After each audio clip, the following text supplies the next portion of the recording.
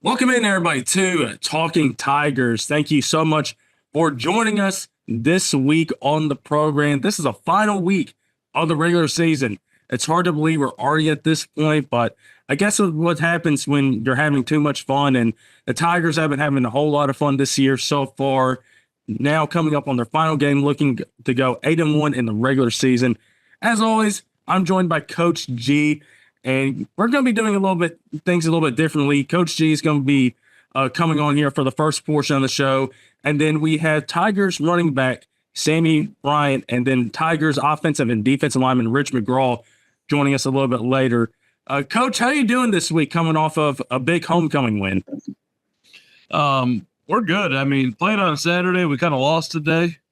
I know the kids, they lost today of they're healing up a little bit, but I mean, when you win coming game 55-20 and everything that kind of surrounded it with, moving the game and all that, it ended up being a pretty good. It was worth the quick turnaround.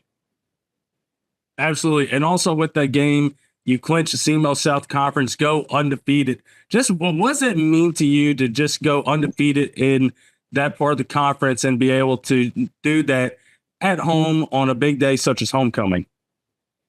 It felt good. I mean, we haven't won a district title a conference title since 2016. So it was nice to bring one home. It was nice that the final game ended up being against Portersville, which is kind of a crosstown rival. It was nice that it was homecoming. It was a nice day. So minus the slow start, you couldn't ask for a better homecoming game, and undefeated in the conference definitely helps. Absolutely. You mentioned the slow start there, but then later on really picking things up. And it's become a trend here in recent games where later on in the games, the defense really tightens up and doesn't allow the opposing team to do really anything. Just kind of like, what does that speak to the mentality of the defense in which like you can have a game like you did on Saturday, but then be able to tighten up later on into the game and make sure you close the door and slam it shut on the opposing team from getting any more scores? I think the big thing is, it's nice that our defense can bend and not break overall. Every week, the teams are going to put in a wrinkle for you offensively. I mean, we do it every week. We have a wrinkle for St. John. I think adjusting to those wrinkles takes a little bit of time, especially when you have to change your daily routine and all that kind of stuff. Playing on a Saturday and it being homecoming and all those things kind of added together causes some distractions. It really does affect the gameplay to an extent. But just the fact that they're able to lock it down. I mean, if you look at the first couple series, it was they scored on us, we got stopped, they returned a kickoff, they scored again, and we were in stride with them offensively. And then the defense started to really get settled in, start recognizing their formational changes.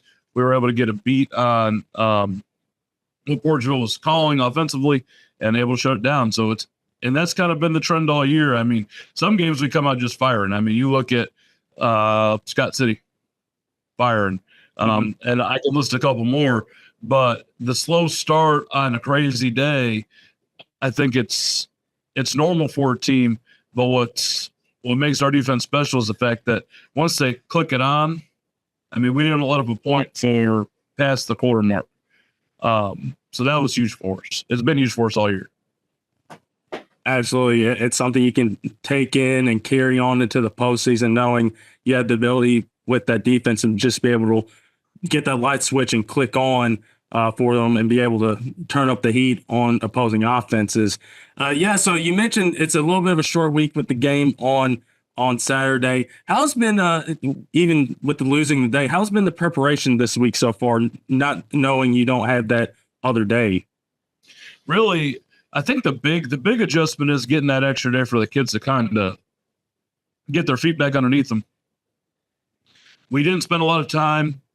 Usually on Saturday, we spend some time watching or the opponent that we just played. We cut that part out for the most part and really immediately shifted our focus to St. John. So we come in on Monday, normal Monday. We just skipped we hit the highlights, the things that we needed to work on from the Portersville game, but we pretty much just immediately went into St. John. And then we watched the film. Coach Treese has coached against St. John before. I haven't. So learning kind of their system and their physicality and stuff like that was new for me, film-wise this week. But I think the kids started putting in film time on Monday right off the bat. I mean, before we even got into the team room, they already had the film on their iPads through Huddle. They were already looking up YouTube videos, so they were actually a step ahead of where we thought they were going to be when they sat down and watched film, which was kind of a nice change. But honestly, it's just we're treating it as a normal week. It's senior night on Friday, so that's going to add a different level. I mean, the seniors, it's their last regular season game. It's their last regular season game at hockey. Like, all that stuff kind of comes to the forefront when you're getting ready for senior night. And then you don't want to look too far ahead, but you've got playoffs next week. So a lot of stuff that we're prepping this week that we're prepping to use against St. John is going to be things that we're going to continue to work on as the playoffs progress. So it's kind of, you're getting ready for St. John, but in the back of your mind, you're gearing up for the district playoffs next week. Absolutely. You kind of had to stay in the present, but also kind of look towards the future with that in mind as well, with the playoffs coming up. So, yes, you mentioned St. John and you mentioned it being senior night. And I know we've talked about it during the course of these shows, but this group of seniors, their third year with you, just like, what does this group kind of mean to you as they take the field for the last time at hockey for a regular season game and perform out in front of the crowd once again? I mean, we're getting to the point where this is, I got here midway through the seniors freshman year. So I've been coaching them for 3.5 years almost, and building a relationship with these guys, really getting to see them grow within the program. Like, you look at guys like Jermonte and Kenyon and Oscar and Ryan and Evan and Willie and all those guys. Like, they've all added something to the program, whether they're on the stage for the Darlin Award or they are being the guy in practice that's making everybody better. They've all contributed to what did Simo Ball said, like the window dressing of the football program, basically getting the football program back to where it should be. They all played a heavy hand. A lot of those guys have been here since the day I started, and they've been on the 4 and 5 end and the 7 and 4 end, but they also were on the 2 and 8 end. So they've really seen this program every year take a systematic growth step. And this senior class seeing going from 2 head coaches in 1 year to having our staff for 3, and again bring the program from 2 and 8 to 4 and 5 to 7 and 4. And right now we're 7 and 1. They really contributed a big time to the growth of to everything. They've been a part of the cultural change in the locker room. They've been a part of the reputation, the positive reputation that we're building football wise and athletically. It's a day for me that I'm going to be out there. Like, I remember when these guys, I was trying to learn their names as goofy second semester freshmen. And now I basically see them every day for the last 3.5 years and watched them play football and watched their ups and downs and all that. And now that they're walking and handing the roses to their parents or whoever they're walking with. And it's one of those moments where it's not going to be as emotional for me as the freshman going through, because those are the guys that I watch come in as freshmen and go all the way through. But I've built relationships with these kids that I haven't anywhere else I've been. So it's going to be a bittersweet day for them, and it's not over by any means. I mean, we still have the playoffs, but it's kind of that night where the chapter in their program is starting to near the closing point. Absolutely. It should be a wonderful night celebrating these guys that have helped play a part in bringing the Tigers back to this type of record and this type of standard that you hope is going to carry on through the next years and years and years, and just continue to carry on, them laying the groundwork for these last 3 years. Coach, I'll get your college picks here real quick. Of course, last week it was a big weekend with 2 hotly contested games in the SEC. I was a happy man with how the Tennessee-Bama game transpired. Texas-Georgia, that was kind of a little bit of shock with how Georgia came out against Texas. But this week, Coach, we got the best of both worlds for you. We got a Notre Dame game going against Navy. And then we also have an LSU game going against A&M. So you got the best of both worlds right there. We got Notre Dame and we got LSU. So Notre Dame, Navy, who do you got in that game? How do you feel your Irish should do against the Navy? Notre Dame's always struggled against Navy. That's why it's a rivalry. Navy's rolling. I know when you're a fan, you're not supposed to pick against the team you're a fan of. But my dad did spend 21 years in the Navy. So as much as it pains me to say this, I think Navy's going to win. And the reason is they're playing great football. They're rolling. They're disciplined. I mean, Notre Dame, again, is 5-6-1 or whatever. And they're doing well. I mean, they beat some good teams. But they're just the service academies. Well, not all of them, but I don't know how Coast Guard's doing.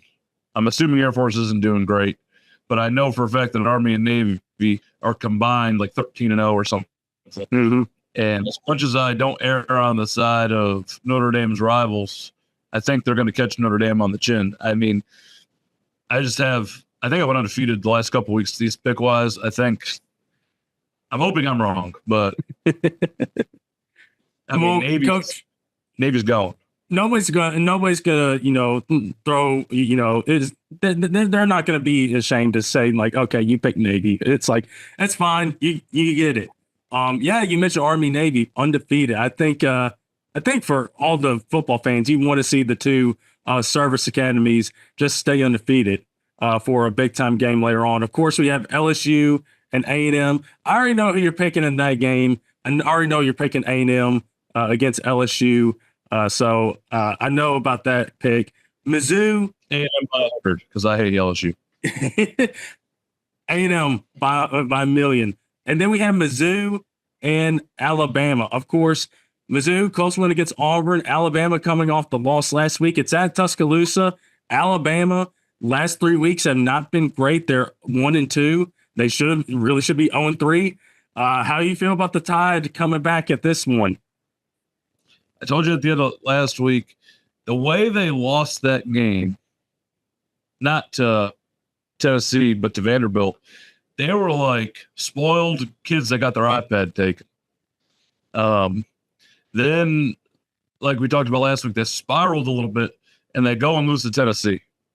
And I'm having a hard time when a team is not used to losing and they keep losing. You either have a coach and a staff and leadership within the locker room that's going to snap them out of it, or they're going to continue to spiral.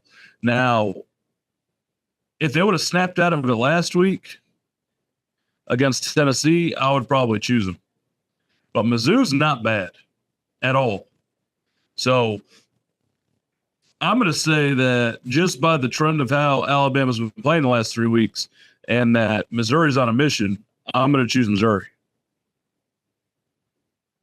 Hey, you bring up some fair points with how things have gone. And, hey, once you start spiraling, if you don't, watch it, it's going to catch up to you. So, So, Coach, that'll do it for us here. Thank you so much for joining us this week, and good luck this week. Thank you.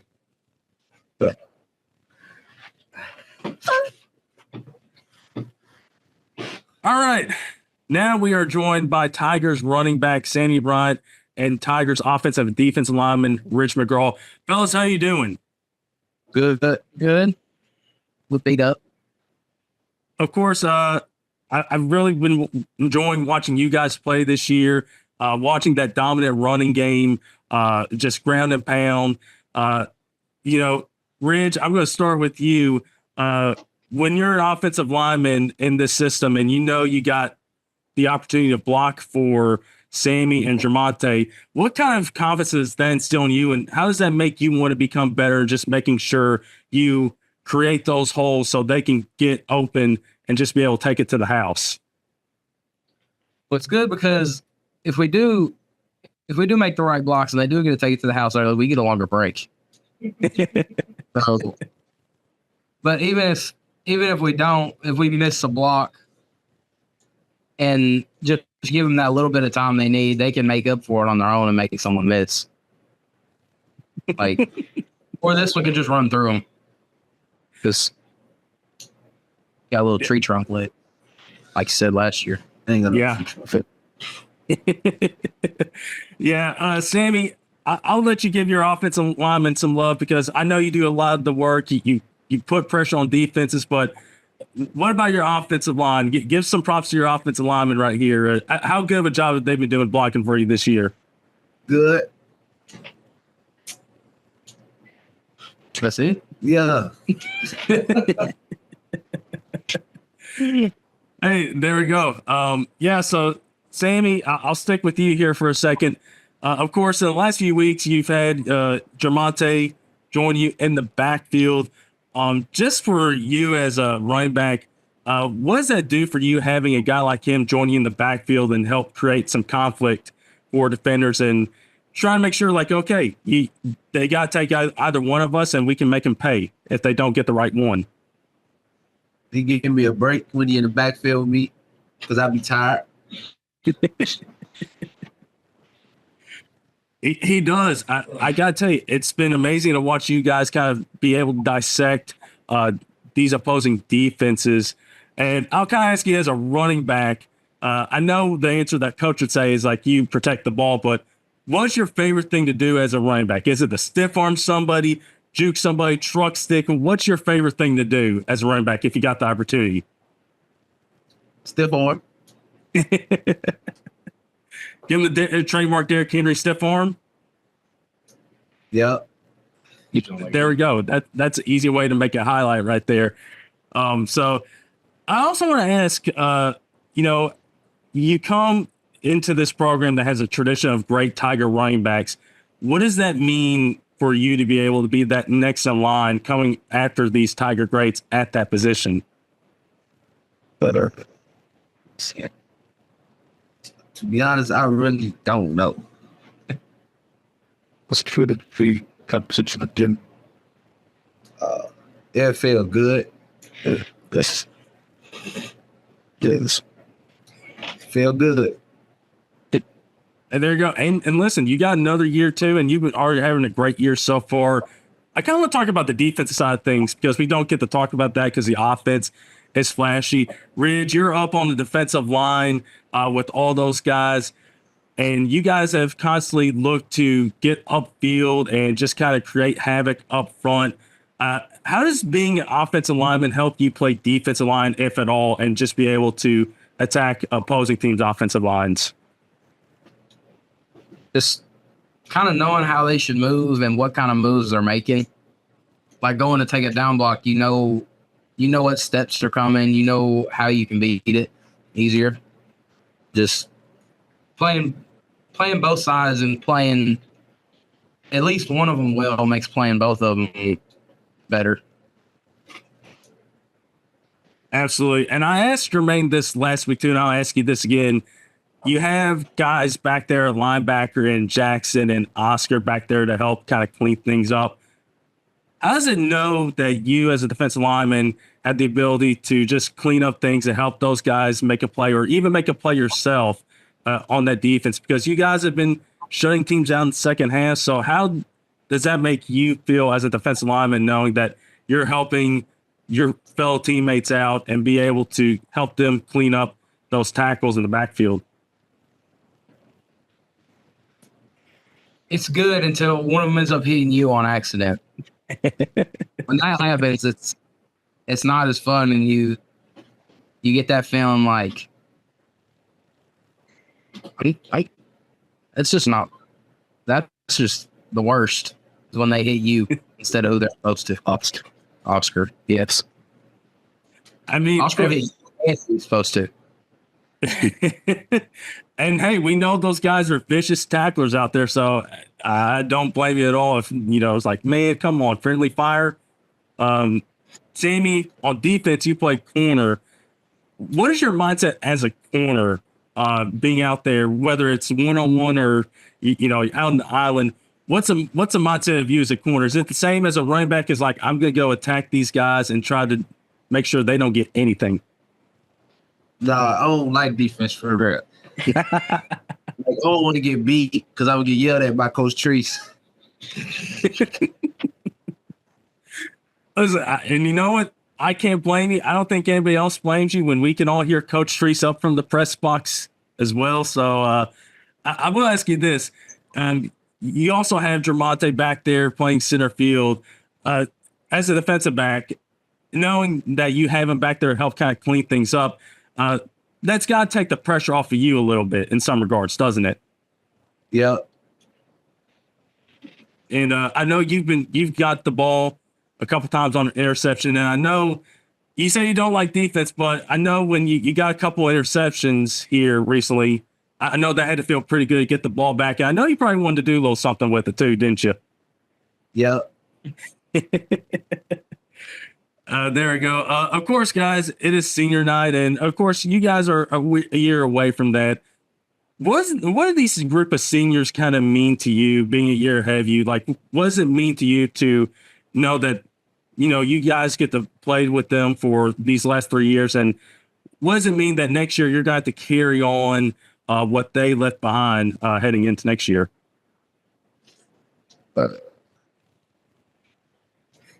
It means it means a lot because we've all been together forever. Like, just being a year apart, we've always done almost everything together, most of us. Like Kenyon and Ryan and Monte.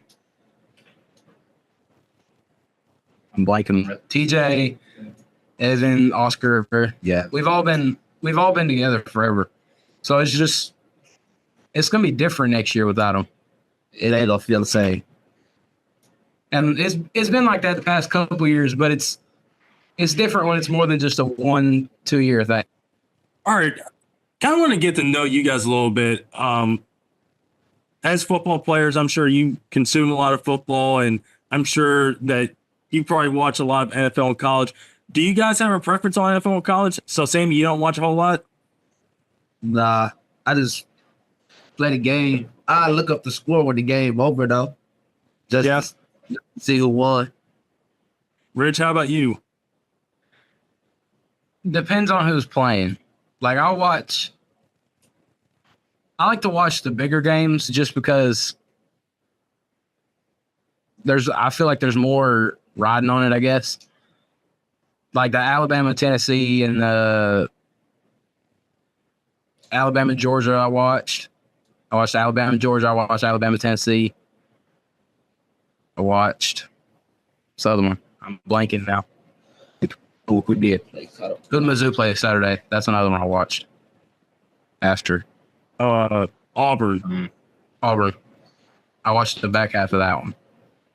But a lot of the bigger games, I'll at least watch the highlights if I don't watch the actual game. But I don't really watch much of the NFL just because I think it's more boring than college football. I think you and I are on the same playing field with that. College, I mean, hey, listen, there's so much fun with it. It's so chaotic with everything going around it. So, Sammy, you only look at the scores. So, do you have a favorite team? Do you have a favorite player? My favorite NFL player is Lamar Jackson. I've gotten that answer. I've gotten that answer a couple times this season, and I can't fault you for it because Lamar. What is it about Lamar that you love to see him play? Love to see his highlights. His moves, and he fast. I try to steal some of his moves. Hey, if there's anybody's moves you're gonna steal, Lamar Jackson is the guy. Or else it could be Derrick Henry, who's in the same backfield with them. So I mean, that's where you can get the stiff arms from. So college, Lamar Jackson, Derrick Henry, and all those guys. So we'll see about those guys going forward with Lamar. But and Lamar just had a great game too. So I know you're probably like, okay, Lamar just had an awesome game. So I was going to talk about the college games this week, but Rich, and I'll kind of let you kind of look at the college games because we got some big games, and I've made a point that the players have not gone against coach's picks a whole lot this year. That's probably best to stay with them. So we had Notre Dame and Navy, and what you just mentioned, he's got a Navy connection and he's a big Notre Dame fan. Are you going to pick the same as Coach here and go with Navy or Notre Dame? I think I am going to stay with Navy because I also have a Navy connection. My dad was in the Navy for I'm not sure how long, but I just think the Navy and Army are rolling. Those two military academies, especially with how NIL and stuff works for them or against them, I think they're rolling. And they have a different, like, I guess, relationship as teammates than the rest of the teams do. But yeah, I think I am going to stick with Navy on this one. Yeah. Sammy, I know you're not a real big college guy, but I think it's safe to assume you're going to stick with Coach here, not go against Coach. Yeah, I'm going to stick with Coach. It's a good report. It's a smart move. He's done really well in picking these games this year. Next up, we have LSU and A&M. Of course, you guys know how much Coach doesn't like LSU. Are you going to pick LSU in spite here, or are you going to go with A&M and stick with him? I'm gonna go with LSU. Yeah. You won't see Sammy, man. I haven't watched much of LSU this year, but we're A&M. So I think I am going to stick with Coach because I really don't know much about either of them right now. All right. And then we got Mizzou going to Alabama. Big game here for the in-state school and going down to Alabama. What say you guys? Does Alabama, after the rough few weeks here, do they kind of get back in their groove and, going back to Tuscaloosa, or does the Mizzou upset them at their place? I think Alabama gonna win it.